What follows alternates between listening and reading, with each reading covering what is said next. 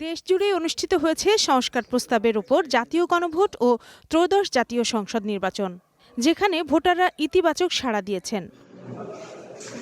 বেসরকারি ফলাফলে ২১২টি আসন নিয়ে নিরঙ্কুশ বিজয় অর্জন করেছে বাংলাদেশ জাতীয়তাবাদী দল বিএনপি। এদিকে ১১ দলীয় ঐক্যজোট পেয়েছে ৭৬টি আসন, স্বতন্ত্র ও অন্যান্য ৮টি, প্রাপ্ত আসন ২৯৬টি।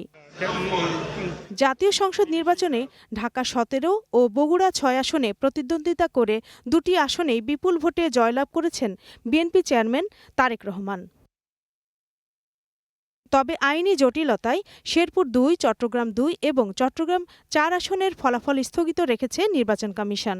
সহিংসতা এড়াতে দেশজুড়ে মোতায়েন রয়েছে প্রায় ৯ লাখ আইনশৃঙ্খলা রক্ষাকারী বাহিনীর সদস্য।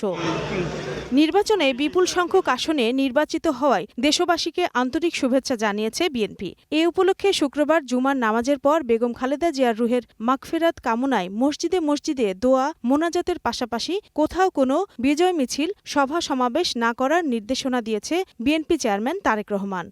দলের পক্ষ থেকে সংশ্লিষ্ট সব পর্যায়ের নেতাকর্মীদের শান্তিপূর্ণ ও শৃঙ্খলাবদ্ধ অবস্থান বজায় রাখারও আহ্বান জানানো হয়েছে। একটি অবাধ ও সুষ্ঠু নির্বাচনের মধ্য দিয়ে নতুন সরকার গঠনের অপেক্ষায় এখন বাংলাদেশ।